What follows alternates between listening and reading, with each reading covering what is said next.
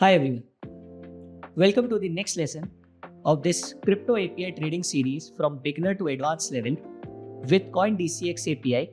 And I am Archit, founder of Automate Algos, and we are today going to learn about Python. इस chapter के बाद से आपके Python के वो सारे फंडेस क्लियर हो जाएंगे जो आपको API ट्रेडिंग के लिए अपना खुद का ट्रेडिंग बॉट बनाने के लिए काफ़ी हेल्प करेंगे। हमारे पास CoinDCX से भी काफ़ी ज़्यादा क्वेरीज आई दैट यूजर्स को अपना खुद का बॉट बनाना है either based on strategies और based on indicators और based on candlestick patterns। तो ये बहुत सारी चीज़ें होती हैं जो यूजर्स को चाहिए होती है एंड वो चीज़ हमारी स्टार्ट यहाँ से होती है पाइथन सीखने से। बहुत ज़्यादा ओवर कॉम्प्लिकेट नहीं करेंगे, जो मेन चीज़ें हैं उनको सबसे पहले समझेंगे और उसके बाद हम इन चीज़ों को अप्लाई करना सीखेंगे। पाइथन अपने आप में एक बहुत वास्ट लैंग्वेज है। अगर आप उसमें एक एक चीज़ देखने निकले तो फिर आप इस भूल भुलैया से कभी बाहर नहीं निकल पाओगे और आप बार बार फंसते चले जाओगे पाइथन की बहुत ज़्यादा एप्लीकेशंस में। एल्गो ट्रेडिंग के लिए आपको 4 मेन चीज़ें आनी चाहिए। अगर ये 4 मेन चीज़ें आती हैं तो बाकी सारी चीज़ें करना काफ़ी ज़्यादा हद तक आसान हो जाता है। पहली इसमें से चीज़ है कि आपको बेसिक चीज़ें आनी चाहिए पाइथन की, और इसमें एक जो मेन चीज़ होती है वो है इफ एल्स कंडीशन। पहली सबसे इंपॉर्टेंट चीज़ है इफ एल्स कंडीशंस। ये बताएंगी आपके कोड को कब कोई चीज़ को बाय करना है और कब कोई चीज़ को सेल करना है। दूसरी चीज़ जो है वो है हमारे पास लूपिंग कंडीशंस। ये लूपिंग कंडीशंस हमारी मदद करेंगी किसी एक लॉजिक को मल्टीपल सिंबल्स में, मल्टीपल कैपिटल पे, मल्टीपल अकाउंट्स पे किस तरीके से ट्रेड करना है। तीसरी मेन चीज होती है फंक्शंस। आपने बहुत सारे नो कोड प्लेटफॉर्म देखे होंगे या फिर सास बेस्ड प्लेटफॉर्म भी देखे होंगे जहाँ पे आप ड्रैग एंड ड्रॉप कर सकते हो कोई चीज। ये फंक्शंस भी कुछ इसी तरह प्रोग्रामिंग के अंदर ड्रैग एंड ड्रॉप वाली चीजें होती है। आप अपने पास बहुत सारे छोटे फंक्शंस बना के रखेंगे एंड ये फंक्शंस फिर आप अपने किसी भी कोड में कहीं पर भी यूज कर सकते हैं। और चौथी चीज होती है पांडास। एनिमल वाला पांडा नहीं, प्रोग्रामिंग लैंग्वेज वाला पांडा, जिसका पूरा नाम है पैनल डेटा। जैसे कि आप एक्सेल चलाते हैं, आप ये समझ लीजिए Python is the new Excel of this. Pandas आप जो है जब प्रैक्टिस से सीख जाएंगे तब आपको इतनी सारी चीजें अपने अंदर समझ में आएगी, इतनी सारी चीज़ों पे आप काम कर पाएंगे कि आप खुद भी सोचेंगे ये एक्सेल से कितना ज़्यादा पावरफुल। कितने लोग ऐसे हैं जो एक्सेल से परेशान हो गए हैं क्योंकि जब वो 1000, 2000, 5000 वैल्यूज लोड करने की कोशिश करते हैं, चाहे गूगल शीट पे चाहे एक्सेल पर, वो हमेशा ही प्रॉब्लम्स क्रिएट करती है। राइट? कमेंट्स में ज़रूर बताना कितने लोग परेशान हो चुके हैं। पाइथन के अंदर आप 1 lakh line, 2 lakh line, 5 lakh line के अंदर manipulation with a fraction of seconds कर सकते हो। तो चलिए बेसिक से शुरू करते हैं पाइथन के, कि पाइथन ही क्यों। इसका मैंने जवाब पहले भी लेक्चर्स में दिया हुआ है, एक बार मैं आपके लिए और जल्दी से बताता हूँ। पाइथन एक ऐसी लैंग्वेज है जिसमें हमारे को बहुत सारी लाइब्रेरीज का सपोर्ट मिलता है। बहुत सारी लाइब्रेरीज का सपोर्ट मतलब आपके पास बहुत सारी चीजें पाइथन के अंदर ऑलरेडी कैलकुलेटेड है, आपको खुद से नहीं लिखना। फॉर एग्जाम्पल, अगर आप 1 2 3 4 5 में से मैक्सिमम एलिमेंट, सबसे बड़ा एलिमेंट निकालना चाहते हो, तब आपके पास डायरेक्टली 5 आ जाएगा। पाइथन के अंदर डायरेक्ट ये एक लाइन के अंदर हो सकता है। लेकिन अगर यही चीज़ आप किसी और लैंग्वेज में करते हो, जैसे कि C++, जावा, Node.js या फिर और भी कई लैंग्वेज, उसमें आपको कई ज़्यादा चीज़ें लिखनी पड़ती हैं सिर्फ एक लाइन लिख। तो फिर अच्छे से ऐसा क्यों नहीं होता कि सारी चीज़ें पाइथन पे ही लिख दी जाए? बाकी लैंग्वेजेस हैं ही क्यों जब पाइथन इतना परफेक्ट है? देख, बस बात ये आती है क्योंकि पाइथन इतना ज़्यादा सपोर्ट देता है तो पाइथन थोड़ा सा स्लो हो जाता है। आपके एग्जीक्यूशंस पे ज़्यादा फर्क देखने को नहीं मिलेगा, लेकिन फिर भी कंपेयर अदर लैंग्वेजेस थोड़ा स्लो हो जाता है। थोड़ा जो आपका कंट्रोल है पाइथन के अंदर वो आउटसाइड लाइब्रेरीज या आउटसाइड कोडर्स पर थोड़ा सा डिपेंड करता है। आउटसाइड कोडर्स का मतलब ये नहीं है कि आपको बाहर जाके बनवाना है। आउटसाइड कोडर्स मतलब जिन्होंने पहले से ही पाइथन के अंदर सपोर्ट के लिए वो एक एक लाइन बना रखी है, तो उनका सपोर्ट थोड़ा ज़्यादा हो जाता है। बाकी लैंग्वेजेस में ये सारी चीज़ें क्योंकि आपको खुद लिखनी होती है तो आपका थोड़ा कंट्रोल ज़्यादा है। इससे क्या आपको एज एन एल्गो ट्रेडर फर्क पड़ेगा? नहीं। एपीआई ट्रेडिंग आपकी बहुत आराम से पाइथन से हो जाएगी, आपको बहुत ज़्यादा इधर उधर जाने की ज़रूरत नहीं पड़ेगी। 4 मेन चीज़ें मैंने बता दी। अब थोड़ा सा बेसिक समझ लेते हैं पहले पाइथन का, और उसके बाद फिर हम आएंगे पाइथन के बेसिक्स के बाद किस तरीके से इन बेसिक्स को यूज़ करके हम एक प्रॉपर ट्रेडिंग स्ट्रैटेजी बना सकते हैं। ठीक है, तो चलिए शुरू करते हैं। सबसे पहला हमारा जो कॉन्सेप्ट है, आपको यहाँ पे दिख रहा है, जो कोर कॉन्सेप्ट है वो है वेरिएबल्स का। तो वेरिएबल्स का ये जो कोर कॉन्सेप्ट होता है, यहाँ पे बेसिकली आपको ये समझना है सबसे पहले कि वेरिएबल्स है क्या। स्क्रीन पे आ जाते हैं, ये भी विजुअल स्टूडियो कोड की स्क्रीन है। मैं उम्मीद करता हूँ आप सब लोगों ने डाउनलोड करके सारी चीज़ें रख ली होंगी। मैं यहाँ पे ओपन करना चाहता हूँ, मैंने एक फोल्डर बनाया हुआ था मैंने डाउनलोड सेक्शन पे, CoinDCX, और मैं ये ओपन कर देता हूँ। Yes I trust the authors. तो आप देखोगे यहाँ पे मेरा फोल्डर हो गया, इसके अंदर अभी कुछ नहीं। अब मुझे अगर इसके अंदर फाइल डालनी है तो मैं कहाँ जाऊँगा? मैं यहाँ पे ये जो ऑप्शन दिख रहा है न्यू फाइल का, मैं इस पर क्रिएट करूँगा और मैं लिख दूँगा सैम्पल, कुछ भी फाइल का नाम लिख सकते हो, सैम्पल फाइल 1.py। क्यों लिखा मैंने? क्योंकि पाइथन, हमारे को पाइथन प्रोग्राम चाहिए, पाइथन प्रोग्राम्स .py फाइल में स्टोर। ठीक है, तो चलिए सबसे पहले वेरिएबल समझते हैं। तो वेरिएबल्स क्या है? वेरिएबल्स बिल्कुल वही चीज़ है जो आपके मैथ्स टीचर ने जब सबसे पहली बार हमारा जो मैथ्स का सिलेबस था उसके अंदर नंबर्स की जगह अल्फ़ाबेट्स भी आने लग गए थे और वर्ड्स भी आने लग गए थे, इंग्लिश आने लग गई थी बेसिकली, तब से शुरू होती। हमारे बहुत सारे टीचर्स ने हमसे बचपन में शायद ये वाला क्वेश्चन पूछा था, find the value of x, right? ये जो एक्स था ये क्या था? ये एक वेरिएबल था। कभी भी आपकी क्लास में आपने देखा होगा, अगर 50 से 60 बच्चे पढ़ भी रहे, if there are 50 to 60 students in your class, you have never seen any one person getting, or basically all of them are getting the exact same answer. There are couple of people who might get some different answer because of some calculation mistakes or some other errors, but there are some people. So is the value of x fixed? No, it is variable. It can be different for multiple people. So here also, जैसे अगर मैं यहाँ पे एक x की जगह पर I can give a proper word for the variable name. मैं name देता हूँ, if name और basically name equals to let's say Arch, right? और मैं यहाँ पर प्रिंट करना चाहता हूँ नेम। आप देख सकते हैं मैंने जब नेम लिखा तब मैंने अर्चित को कोटेशन मार्क्स में लिखा है एंड नेम को मैंने नॉन कोटेशन मार्क्स में लिखा है, और मैंने असाइनमेंट के लिए एक इक्वल्स टू साइन यूज किया है। इसका क्या मतलब है कि आप जब कोई वैल्यू प्रोवाइड कर रहे हैं, जैसे कि 1 2 3 4, या फिर आप वैल्यू प्रोवाइड कर रहे हैं 1.1 2.1 3.14, या फिर आप कोई नाम लिख रहे हैं अर्चित, ऑटोमेट एल्गोस, CoinDCX, ऐसा कुछ नाम लिख रहे हैं जिसकी वैल्यू आप प्रिंट करवानी है। आपके केस में क्या होगा? ये बाय, सेल, या फिर BTC USDT, ETH USDT, ये चीज़ें, ये कॉइन्स हैं जो बार बार चेंज होते हैं। तो जब आप ये वाली चीज़ करेंगे, नेम इक्वल्स टू अर्चित लिखेंगे और आप सिर्फ नेम विदाउट कोटेशन प्रिंट करवाएंगे, एक बार चला के देख लेते हैं, तो आप देखेंगे यहाँ पे अर्चित प्रिंट हो जाएगा नीचे। इसको बंद कर देते हैं और इसको बंद कर देते हैं, तो आप देखेंगे नीचे अर्चित प्रिंट हो जाएगा। ठीक है, अब मैं प्रिंट को नहीं बदल रहा हूँ, मैं बस वेरिएबल के अंदर की वैल्यू बदल रहा हूँ। लेट्स से यहाँ पे मैंने ऑटोमेट एल्गोस लिख दिया एंड मैंने यहाँ पे इसको चला दिया, तो यहाँ पे ऑटोमेट एल्गोस आ जाए। यहाँ पे इसकी जगह पे अगर मैं आपकी बात करूँ तो लेट्स से मैंने लिख दिया BTC USDT, राइट, और मैंने इसको चला, तो आप देख सकते हैं BTC USDT लिखा हुआ आ गया हमारी स्क्रीन, राइट है। ऐसे ही हम बहुत सारे कॉइन्स पर ये नाम लिख सकते हैं। हमारे को, हमने क्या प्रिंट में कुछ चेंज किया? नहीं, हमने एक वेरिएबल में ये स्टोर कर। अब वेरिएबल लिखने के कुछ रूल्स होते हैं, वो मैं बता। तो पहला रूल है आपका वेरिएबल लिखने का, नंबर्स से स्टार्ट नहीं हो। So do not start with numbers. एक वेरिएबल नहीं, नंबर से स्टार्ट नहीं हो।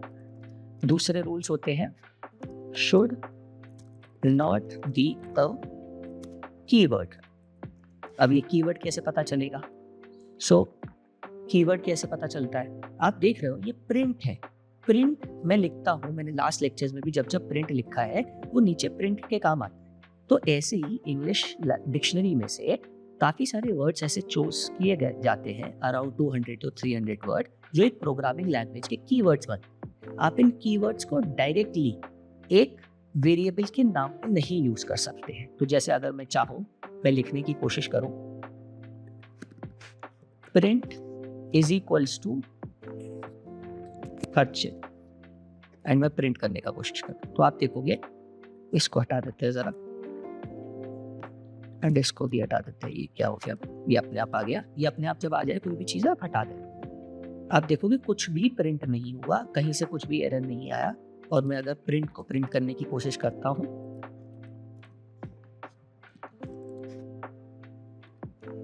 तो आप देखोगे str object is not callable. इसका मतलब क्या हुआ कि आप इसको एज अ वेरिएबल यूज नहीं कर सकते। ठीक है, अब क्वेश्चन ये आता है, तो अच्छा मुझे कैसे पता चलेगा कि कीवर्ड्स कौन कौन से हैं? मैं क्या याद करूंगा सारे कीवर्ड्स? नहीं, आपको याद करने की कोई ज़रूरत नहीं है कीवर्ड्स। इसके लिए एक सिंपल सा फॉर्मेट है। जब भी आप कोई भी वेरिएबल नेम लिख रहे हैं, ये एक प्रोग्रामर्स फॉर्मेट होता है, तब आप उसमें सिंगल वर्ड मत लिखिए कुछ। तो अगर मेरे को इसी को लिखना होता नेम, तो मैं क्या लिखूंगा, coin_name। ऐसा कोई भी कीवर्ड नहीं है जहाँ पे आपके पास एक नाम, एक वर्ड अंडरस्कोर वर्ड लिखा है। तो हमेशा आप डुअल वर्ड का अपना नाम लिखिए, इससे आपका कोड और भी अच्छा बनेगा रीड करने के लिए। एंड आपको बाद में भी 3-4 महीने 5 महीने बाद कोड को चेंज करना होगा, तो अपने आप सेल्फ एक्सप्लेनेटरी कोड बन जाए। ठीक है, ये वेरिएबल्स 2-4 और रूल्स होते हैं, वो बेसिक होते हैं, आप इनका याद रखिए, बाकी सब नॉर्मल। आप कैपिटल लेटर से भी लिख सकते हो। अच्छा, तीसरा एक चीज, एक रूल और समझ लीजिए, वेरिएबल्स आर केस सेंसिटिव। इसका मतलब क्या है भाई? केस सेंसिटिव का मतलब है अगर आपने नेम यहाँ पे BTC USDT लिखा हुआ है और फिर आप बोलोगे कि मैं जो है प्रिंट कैपिटल NAME कर दूं, राइट, और मैं इसको चला दूं, तो आप देखोगे कैपिटल NAME इज नॉट। तो जिस केस में लिखा गया है, अगर सारी चीजें स्मॉल में लिखी गई है तो स्मॉल में ही यूज होगा, कैपिटल में लिखा गया है तो कैपिटल में ही यूज होगा। इस बात का याद रखिएगा जब आप variables use. I hope variables का कॉन्सेप्ट समझ में आया होगा। कोई भी डाउट होता है कमेंट्स में लिख के बताइए, मैं इसमें लिख देता हूँ वेरिएबल्स। ठीक है, अब इसके बाद आता है जो दूसरा सेक्शन है, वो है कमेंट्स। बहुत ईजी सेक्शन है। ये जो मैं लिख रहा हूँ, ये अपने आप में कमेंट्स होते हैं। ठीक है, तो कमेंट्स का मतलब क्या है? आप जब भी कोड लिख रहे हैं, कोड के अंदर आपको कुछ ऐसी चीज चाहिए जो आप चाहते हो कि प्रोग्राम एग्जीक्यूट ना करे, लेकिन आपकी अंडरस्टैंडिंग के लिए एक छोटा सा बुकमार्क सा लग जाए वहां पे, तो आप कमेंट्स यूज कर सकते हैं। So for example, let's say coin name equals to ATH USDT, and यहाँ पे आप कमेंट्स कैसे लिख सकते हो? पाइथन के अंदर कमेंट्स हैशटैग से लिखे जाते हैं। सो हैशटैग में क्या लिखोगे आप? Here I want the name of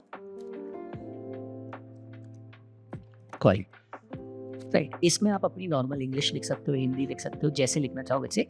जब आपने हैशटैग लगा दिया, वो लाइन वो कंप्यूटर प्रोग्राम रीड नहीं करेगा, तो आप बहुत आराम से कुछ भी लिख सकते हो अपने नॉलेज के लिए, आप आगे की अंडरस्टैंडिंग के लिए। एक कोड के अंदर अच्छे कमेंट्स अगर लिखे रहते हैं तो आपको समझ में आएगा 3 से 4 महीने बाद कोड देखने पर भी, that what were you trying to do in the code.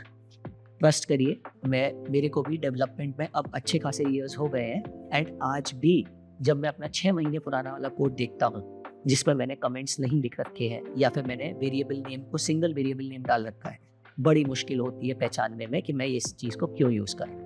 और ये मेरी ही नहीं, सारे ही डेवलपर्स में कॉमन प्रॉब्लम। तीसरा आता है डेटा टाइप्स। तो जैसे कि मैंने आपको समझाया था कि वेरिएबल्स के अंदर जब आप कोई वैल्यू डाल रहे हैं, जब कोई डेटा डाल रहे हैं, तो डेटा मेजरली 3 तरीके का होता है। हाँ, इसके अलावा भी बहुत सारे फॉर्मेट है, लेकिन आपके स्टार्टिंग के लिए, बिगिनर लेवल के लिए 3 तरीके के डेटा टाइप्स आर इन। तो तीसरा लिखते हैं सेक्शन डेटा टाइप्स। तो देखिए, पहले तरीके का डेटा टाइप जो है वो है इंटीजर, राइट। इंटीजर का मतलब, जैसे आप लोगों ने अपने 6-7 क्लास की मैथ्स में पढ़ा था, होल नंबर्स आप मान सकते हैं, -1, -2, -3, -4, -5, 0, 1, 2, 3, 4, 5, these are integers. So अगर मैं लिखूं कॉइन प्राइस 99.80 99 ये 0.80 नहीं आएगा क्योंकि वो डेसिमल नंबर हो जाता है, उसके लिए अलग फॉर्मेट है। ये वाला डेटा टाइप ये है। And print coin price. अब मैंने एक चीज तो प्रिंट करवा दिया, अगर मल्टीपल चीज प्रिंट करवानी है तो क्या करूंगा, कॉमन लगाऊंगा एंड मैं यहाँ पे लिखूंगा, मतलब यहाँ पे आप दूसरा भी नाम लिख सकते हो, जैसे कि मेरे को कॉइन नेम लिखना है, सो कॉइन नेम मैंने लिख दिया, दोनों प्रिंट हो जाएगा। मुझे और भी प्रिंट करना है, मुझे ये प्रिंट करना है कि इस कॉइन प्राइस का टाइप क्या है, तो मैं लिखूंगा टाइप और मैं लिखूंगा कॉइन प्राइस। जहाँ जहाँ टाइप लिखोगे, आप सिर्फ टाइप भी लिख सकते हो, ऐसा कुछ भी नहीं है ज़रूरी कि आपको जो है सभी चीज़ें एक साथ लिखनी है। आप टाइप नहीं भी लिखोगे तो भी प्रिंट वर्क करेगा ढंग से। और जब मैं इसको चलाऊंगा तब आप देखोगे वह कहाँ पे, अच्छा यहाँ पे मैंने नेम में छोटा एन लिख देता हूँ, इसको अभी कमेंट कर देते हैं, ठीक है। अब इसको चलाते हैं तो आप देखोगे 99, मैं इसको थोड़ा सा ऊपर ले आता हूँ आपके लिए और इसको जो है थोड़ा बड़ा कर देता हूँ, इसको बंद कर देते हैं ज़रा। अब देखो 99 ETH USDT और क्लास इंट दिख रहा है ये, तो मैंने जैसा बोला था जो हमारा डेटा टाइप है वो इंटीजर है, राइट। सो ये जो है हमारे पास टाइप जो है कॉइन प्राइस का वो इंटीजर। दूसरा क्या होता है, इसको थोड़ा छोटा कर लेते हैं। दूसरा होता है हमारे पास फ्लोट। फ्लोट का मतलब क्या है, जो भी डेसिमल नंबर्स होते हैं प्लस माइनस में सब में वो फ्लोट। चलो इसको अगर मैं -99 करता हूँ तो क्या ये चलेगा, हाँ ये चलेगा। और क्लास क्या देगा, इंटीजर, क्योंकि इसमें कोई भी डेसिमल पॉइंट नहीं होता।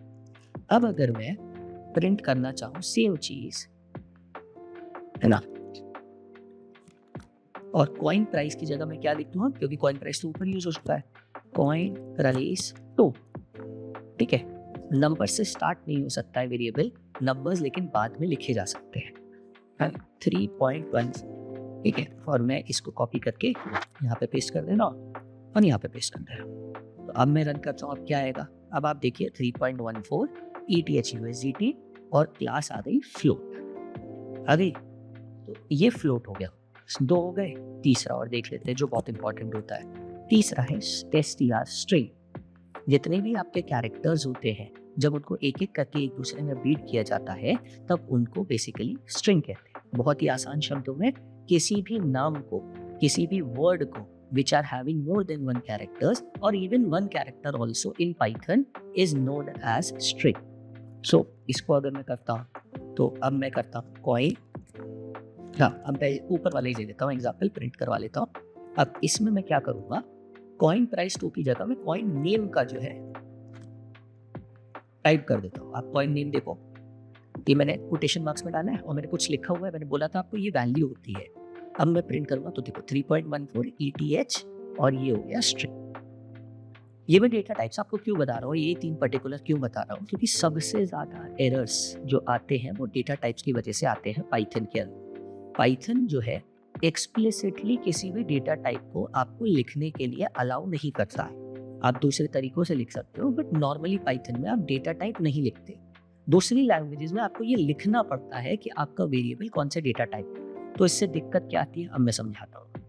अब किसी बंदे ने, मैं आपको प्रॉब्लम समझाता हूँ कि एक सबसे बड़ा प्रॉब्लम, अब किसी ने कहा coin 1 is equals to 100, coin 2 is equals to 100.5 and coin 3 is equals to 100.5, 100 बस, ठीक है। और फिर उसने क्या कहा, result of coins is equals to coin 1 plus coin 2 plus coin 3, उसने ये कर दिया और प्रिंट करवा दिया क्या, रिजल्ट्स ऑफ कॉइन्स, ठीक है। अब आप देखिए एरर आ गया। क्या एरर आया, ये पूरा एरर है। ट्रेस बैक जब शुरू हो जाता है पाइथन के अंदर तो एरर, मान लीजिए वो एरर आ गया है। क्या एरर है, टाइप एरर है कि फ्लोट और स्ट्रिंग को मैं ऐड नहीं कर सकता। Unsupported operand type for plus, because we want to do a plus between float and string. So 100.5 को और 101 को जो कि स्ट्रिंग में है इसको मैं ऐड नहीं कर सकता। तो अब क्या करना चाहिए ऐसे केस, ऐसे केसेस में आपको जब आप लिख रहे हो सारी चीज़ें तो आप सबको ही फ्लोट बना दो, ऐसे आप फ्लोट बना सकते हो। ठीक है, अगर उसके अंदर ऐसा कुछ हुआ जो फ्लोट बनने लायक है तो वो फ्लोट में कन्वर्ट कर देगा इसको। तो जैसे इसको मैं कर देता हूँ, इसको भी फ्लोट बना देता हूँ, इसको भी। ऑलरेडी ये फ्लोट है बट हमारे को पता नहीं कि वेरिएबल में क्या आ रहा है, क्योंकि हम तो ये सारी चीज़ें क्यों यूज़ कर रहे हैं, क्योंकि हमारे पास ब्रोकर से हमारे रिस्पॉन्स आएगा, पॉइंट DCX की API से आपके पास कुछ चीज़ें आएंगी। अब वो चीज़ें इंटीजर में है, फ्लोट में है या स्ट्रिंग में, आपको तो पता नहीं। आप एक्सपेक्ट करेंगे डॉक्यूमेंटेशन को पढ़ के कि ये किस में आना चाहिए। अगर वो उसमें नहीं भी आता है तो आप उसको कन्वर्ट कर सकते हो बहुत आराम से वो नाम।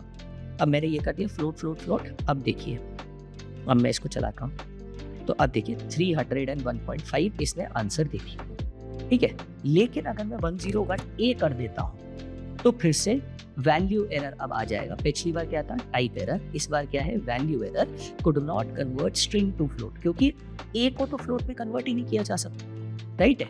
और 101.10 कर दूं तो हो जाएगा कन्वर्ट, बिल्कुल हो जाएगा, और इसने करके दिखाया। और अगर मैं इसको जो है फ्लोट की जगह सब चीज़ों को इंटीजर में कर दूं तो क्या इंटीजर में सब कन्वर्ट हो जाएंगे, देखते हैं। नहीं, वैल्यू एरर दिया, क्यों, 1010 इसको कन्वर्ट नहीं कर पाए। क्यों नहीं कर पाया, क्योंकि ये फ्लोट है, ये पूरा पढ़ेगा इसको, ये फ्लोट है, ये इंटीजर में कन्वर्ट नहीं हो सकता। और अगर मैं सबको स्ट्रिंग में कन्वर्ट कर दूं तो देखिएगा नज़ारा, क्या लगता है आपको, सब हो जाएगा स्ट्रिंग में कन्वर्ट। ये देखिए सब स्ट्रिंग में कन्वर्ट हो गया, लेकिन इसने क्या किया, सबको एक दूसरे से जोड़ दिया। जैसे पहले वाले का आपका था 100, फिर आपके पास था 100.3, फिर आपके पास था 101.10, तो इसने ये आउटपुट लाके दे दिया, सबको जोड़ दिया एज अ स्ट्रिंग। तो हमने क्या सीखा, सबसे ज़्यादा पावरफुल क्या है, कुछ भी हो जाए हर चीज़ स्ट्रिंग में कन्वर्ट करी जा सकती। तो सबसे ज़्यादा पावर की इंडेक्स लाइन स्ट्रिंग आ गया, उससे उसके बाद क्या आता है, उसके बाद आता है फ्लोट, और उसके बाद क्या आता है, इंट। इंट सबसे वीक है, अगर आपके पास सारी चीज़ों में इंट कहीं पे है तब तो वो कन्वर्ट कर पाएगा, अगर नहीं है तो वो प्रॉब्लम देगा। तो ये मैं क्यों बता रहा हूँ, क्योंकि ब्रोकर की तरफ से हमारे पास रिस्पॉन्सेज आएंगे और उसमें ये सब चीज़ें होंगी। ये लेक्चर थोड़ा सा पढ़ा जा रहा है, और चीज़ें नेक्स्ट क्लास में समझेंगे पाइथन की। ये बेसिक्स है, इनको आप प्रैक्टिस कीजिए, कुछ अच्छे वेरिएबल नेम्स बनाइए, अपने हिसाब से बनाइए, कुछ कॉइन्स के नाम लिखिए, प्राइस लेकर आइए, एंड स्क्रिप्ट क्लियर आउट कीजिए। जहाँ पे भी डाउट्स आते हैं कमेंट सेक्शन में लिखिए, हमारी टीम आपके कमेंट्स को जरूर रिप्लाई करेगी। नेक्स्ट पाइथन के लेक्चर में हम लोग आगे का और देखेंगे कि और क्या क्या चीज़ें होती हैं पाइथन के बेसिक्स में, और हम अपनी वही 4 इंपॉर्टेंट चीज़ें स्टार्ट करेंगे जो हमने इस लेक्चर के स्टार्ट में देखी थी। तो जुड़े रहिए और थैंक्स फॉर ज्वाइनिंग इट। मिलते हैं next lecture. Crypto products and NFTs are unregulated and can be highly risky. There may be no regulatory recourse for any loss from such transactions.